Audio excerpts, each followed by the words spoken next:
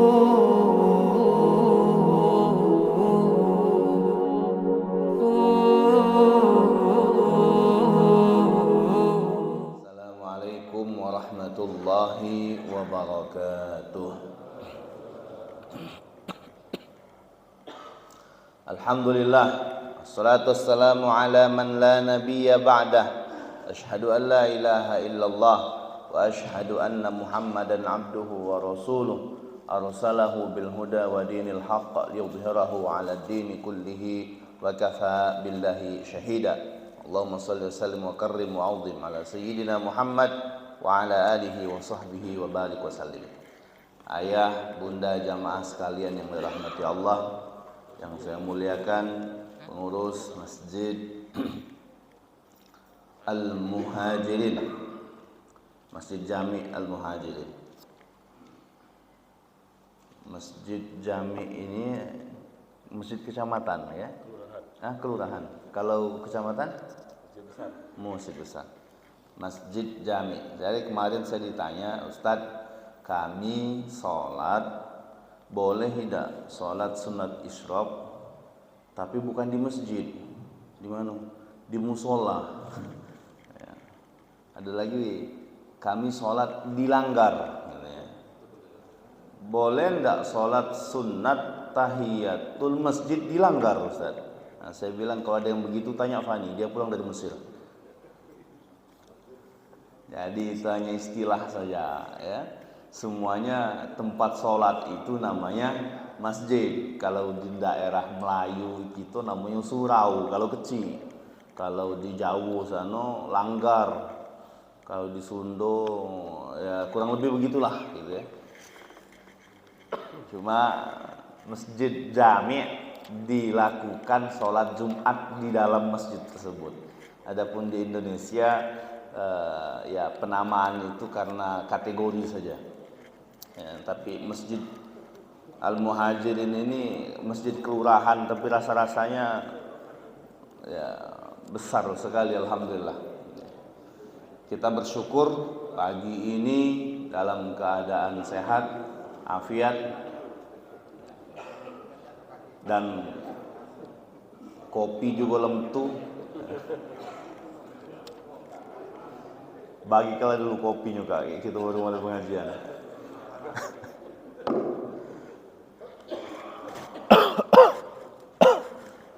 Kau banyak nih ceramah ini lagi musim mana kan? Lah mulai banyak ceramah. Habis suara.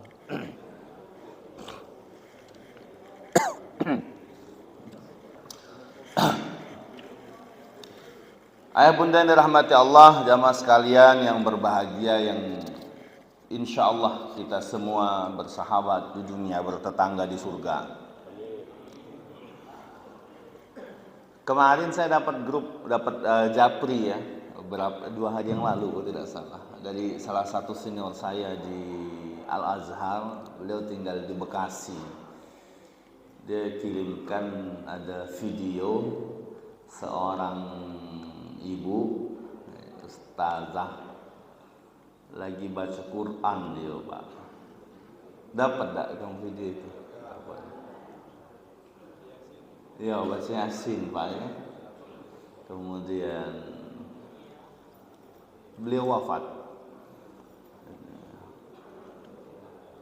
Saya rasa setiap orang yang lihat video itu pada pengen, aku pengen mati pecah ini.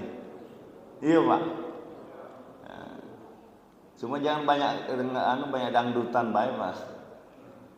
Jangan banyak nyanyi-nyanyi yang tidak jelas. Ustazah itu bisa mati meninggal dalam keadaan baca Yasin karena hari-hari dia penuh dengan baca Yasin. Ya, kalau kita sibuk oleh nyanyi-nyanyi, ya, ojo dibanding-banding ya mati lah itu juga kalau kebanyakan gini. Bunda dirahmati Allah. Di pertemuan yang lalu kita belajar dari Imam Al-Hasan Al-Basri, bagaimana beliau mengingatkan kita, mengajarkan kita bahwa untuk bisa tenang hatinya, yakini dan ketahui bahwa rezeki kita tidak mungkin diambil oleh orang lain. Kemudian karena kita akan kembali kepada Allah, maka kita bertanggung jawab atas amal-amal kita masing-masing. Selanjutnya bahwa saya tahu bahwa Allah muttali'un alayya, selalu memandang dan melihatku, maka aku takut, aku malu bermaksiat kepadanya. Dan yang terakhir, aku yakin bahwa kita akan bertemu dengan kematian, maka aku menyiapkan bekal untuk kematian tersebut. Dan saat ini kita akan berinteraksi dengan doa Rasul sallallahu alaihi wasallam. Salah satu doa di antara banyak doa yang biasa dibaca Rasul sallallahu alaihi wasallam, Allahumma ij'al khaira ayyami khawatimah. Terima kasih Mas. Allahumma ij'al, ya Allah jadikan khaira ayyami, hari terbaik saya. Kita ini punya hari terbaik. Kapan hari terbaik Ustaz? Primbon, bukan. Ya. Hari terbaik itu adalah hari yang diisi dengan amal soleh di dalamnya. Jangan kalau dulu mungkin kita biasa dengar hari baik, oh jangan itu hari sial. Tak kata Pak, hari baik hari sial itu ya. Semuanya la tasubud dahr. Jangan kalian caci hari, tak boleh. Kita membenci hari, menghindari hari tak boleh. Fa inni ana dahr. Allah yang menciptakan hari.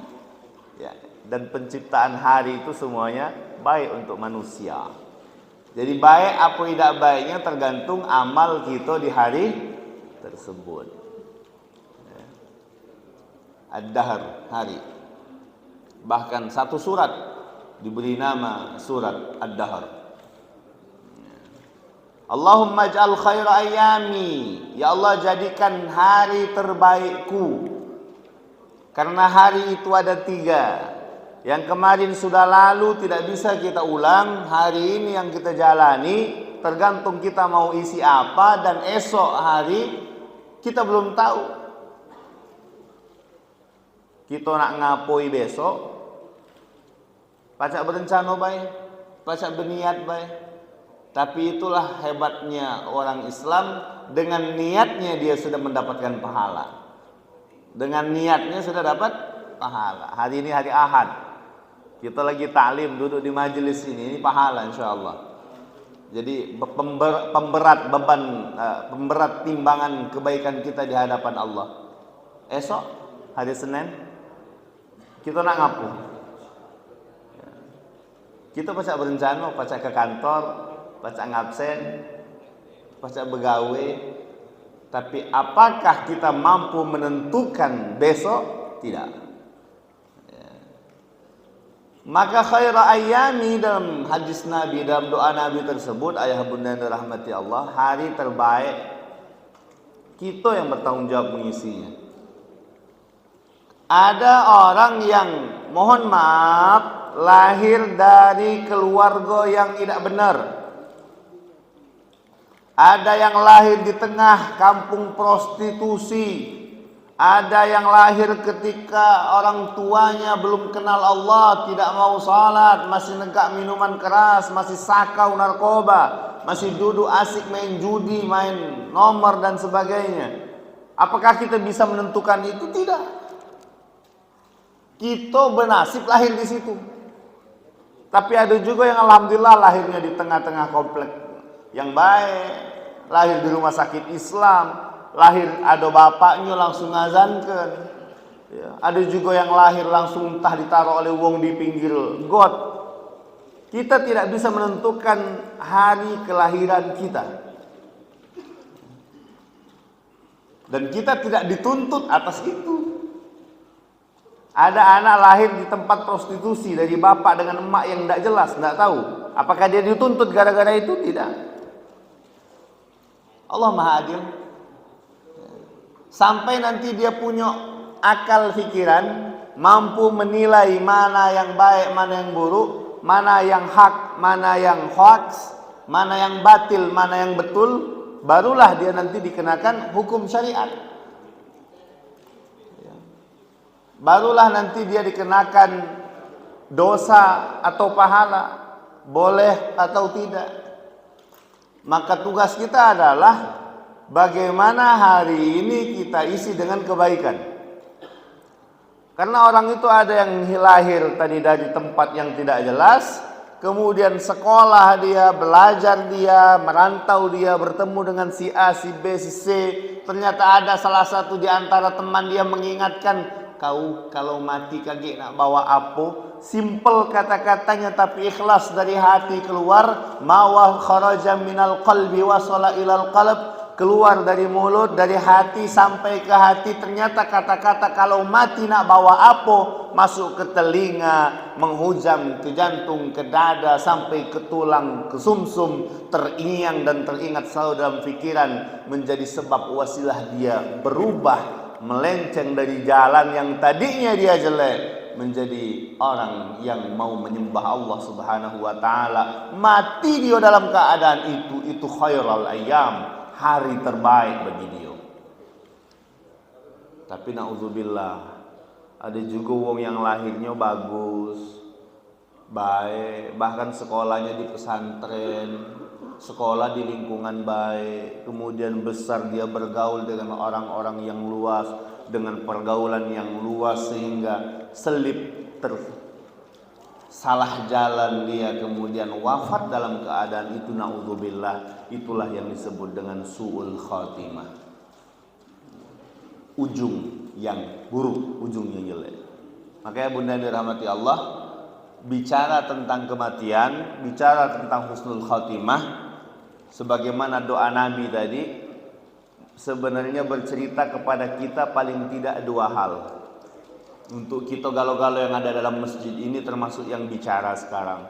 Satu, wahai para pendosa, wahai hamba yang selama ini buat maksiat, wahai hamba-hamba Allah yang selama ini lupa, lalai, masih jarang sholat, masih jarang ibadah, ingat bahwa tidak boleh berputus asa dari rahmat Allah. Qul ya ibadiyalladzina asrafu ala anfusihim la taqnatu min rahmatillah. Wahai hamba-hamba Allah, ya ibadi, wahai hamba-hambaku yang berlebih-lebihan dalam dosa, yang berlebih-lebihan dalam maksiat, yang berlebih-lebihan dalam lupa kepada Allah, la taqnatu min rahmatillah. Jangan putus asa dari rahmat Allah Subhanahu wa taala. Kenapa? Karena Allah mengampunkan semua dosa. Semua dosa kita diampunkan Allah kalau kita mau minta ampun. Pertama, yang sudah banyak dosa jangan putus asa. Karena kalau putus asa itu cuma dua pilihannya, Pak. Tidak bunuh diri, meloi nafsu. Orang yang putus asa cuma dua. Katanya kalau tidak putus nyawa, bunuh diri dia, mengikut nafsunya. Maka paling tidak boleh itu putus asa.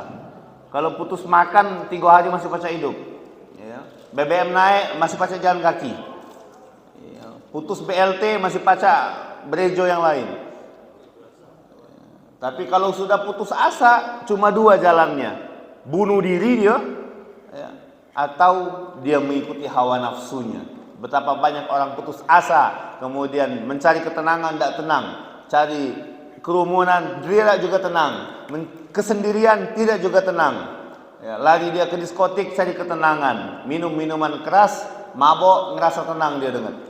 Begitu hilang maboknya, galau lagi, susah lagi, putus asa lagi, mencari ketenangan yang lebih tenang lagi, minum apa?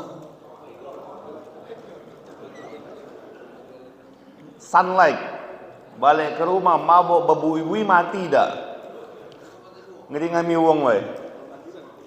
Kan nggak boleh putus asa. Ya. Pak, aku sudah berdosa galau-galau. Semua jenis dosa sudah aku lakukan, aku perbuat. Itu dulu masa lalumu, selesai dengan astagfirullahaladzim. Selesai dengan kau bertobat kepada Allah. Kalau kau isi sekarang dengan kebaikan, habis semua dosa itu. Innal hasanat yudhibnas sayyiat. Kebaikan itu menghapus, meruntuhkan dosa-dosa dan kesalahan. Jadi cerita kematian ini bicara kepada kita dengan dua nasihat. Pertama, yang sudah banyak dosa selama ini jangan putus asa. Dua, yang sudah taat, ayah-ayahku sekalian, ibundaku sekalian, jangan terlalu pede percaya diri karena kita sudah baik. Karena baik idaknya kita bukan sekarang, waktu kita mati.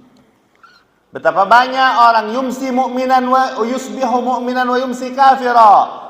Paginya dia mukmin, paginya dia beramal baik, tapi sorenya dia mati dalam keadaan kafir. Naudzubillah. Kenapa?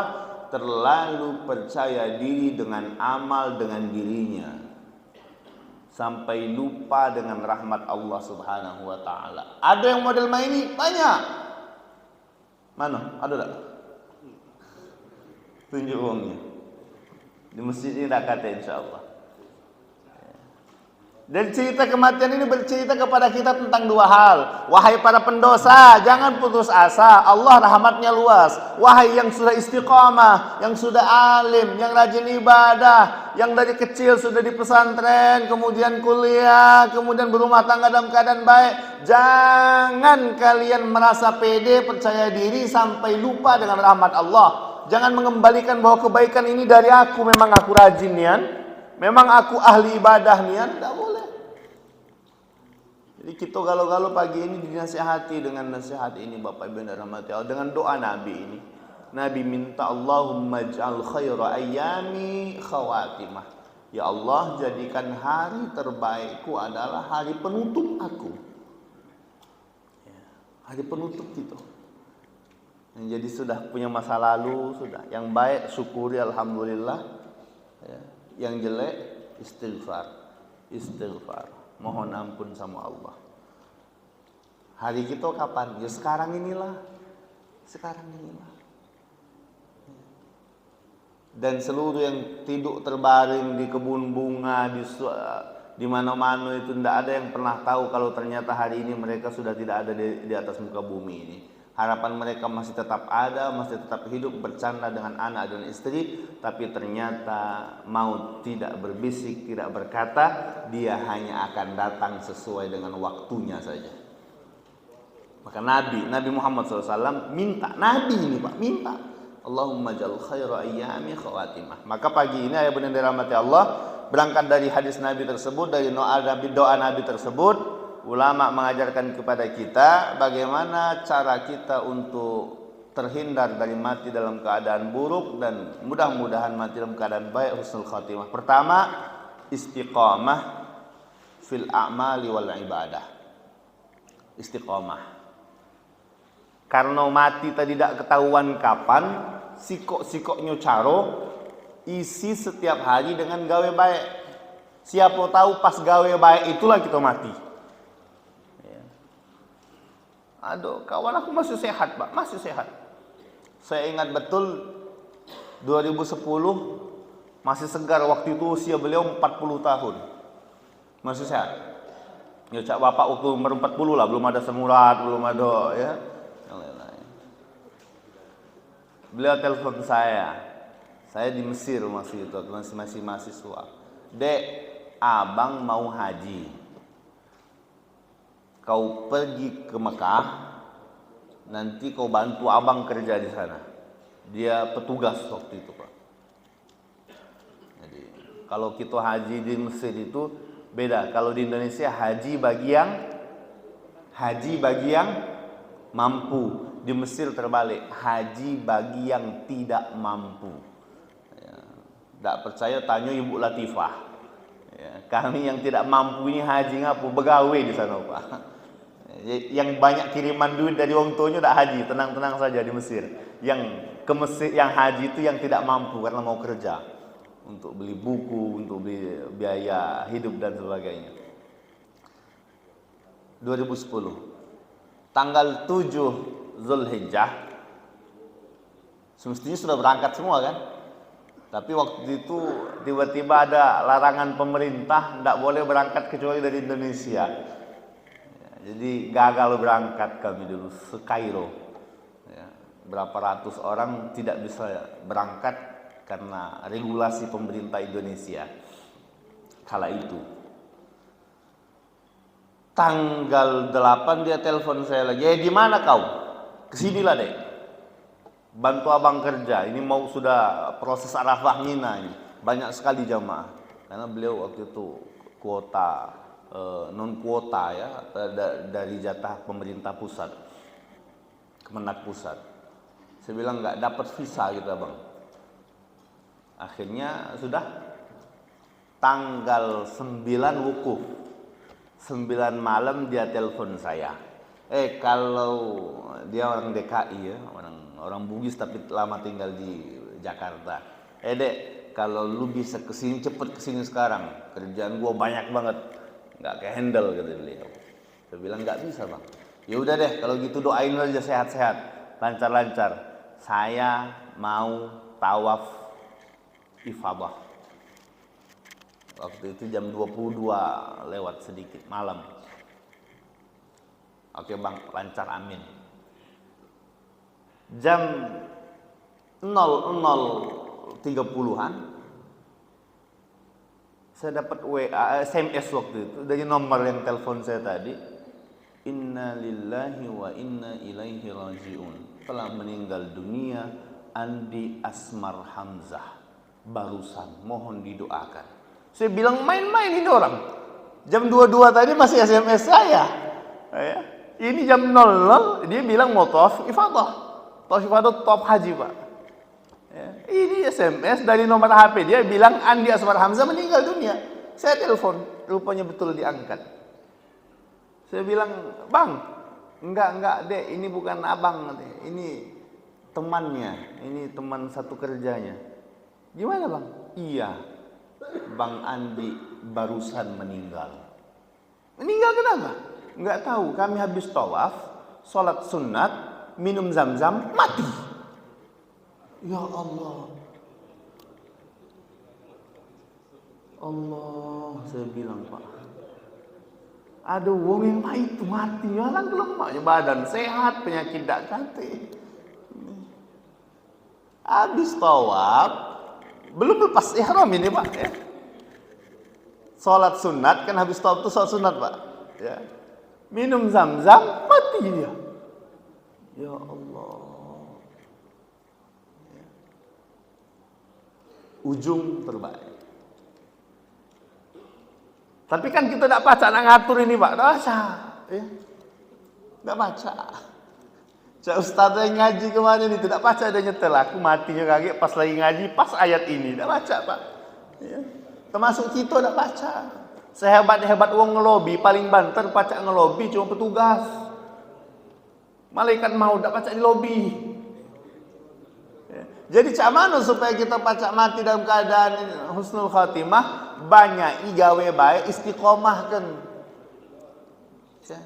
Banyak igawe baik istiqomah.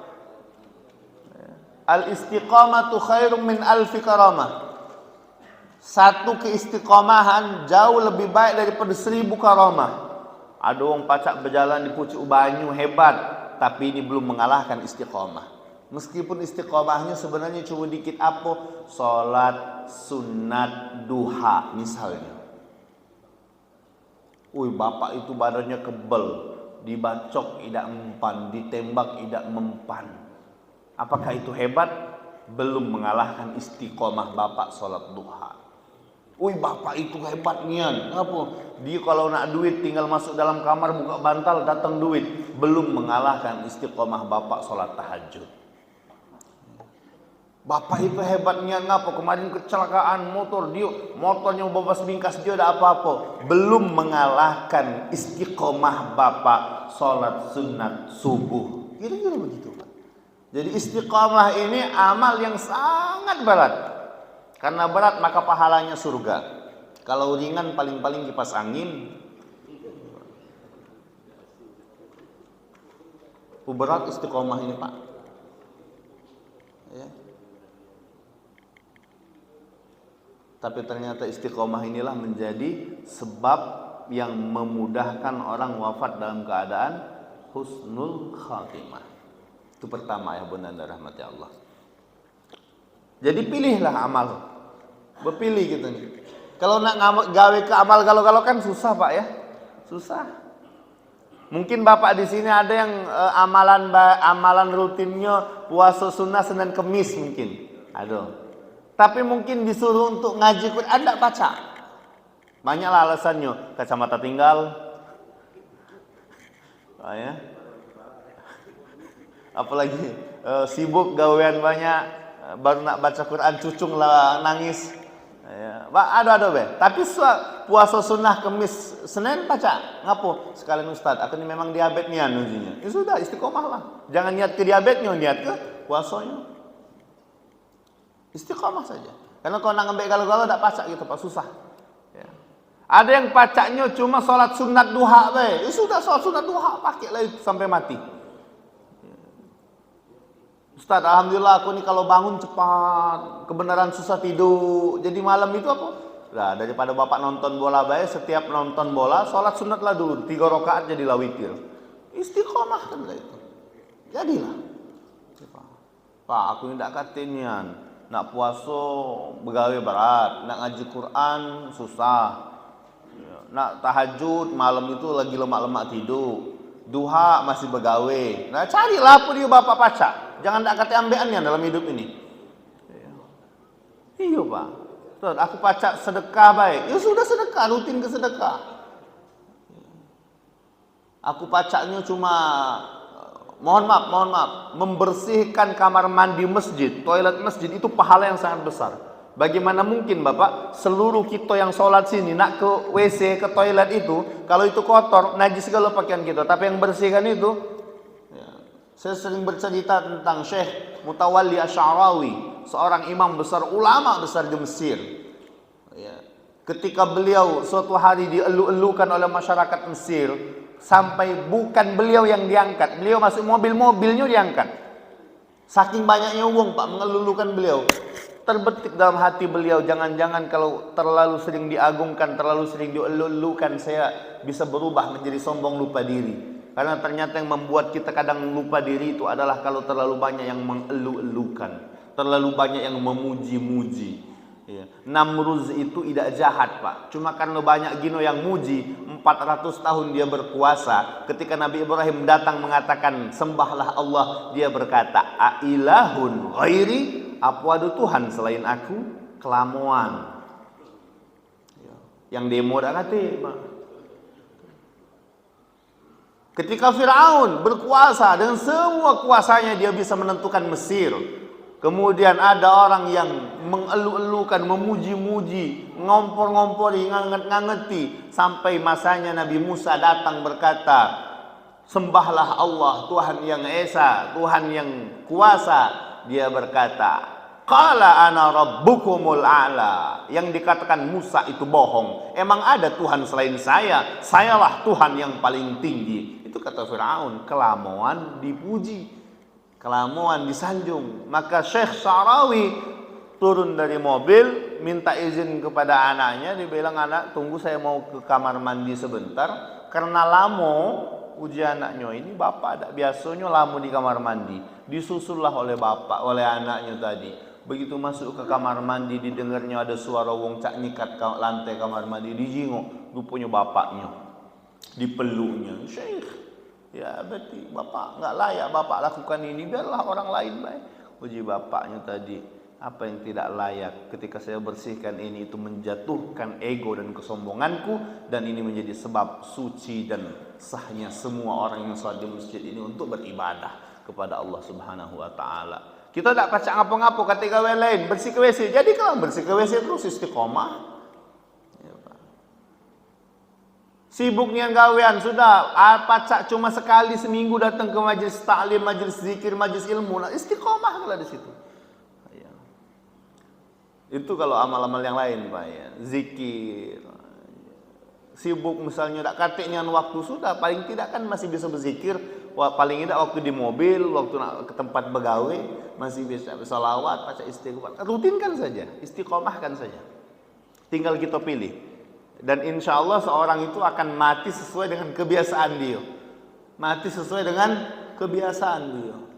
Mudah-mudahan kita mati dengan kebiasaan baik yang didoakan Nabi tadi, Allahumma ij'al khairu ayyami khawatimah.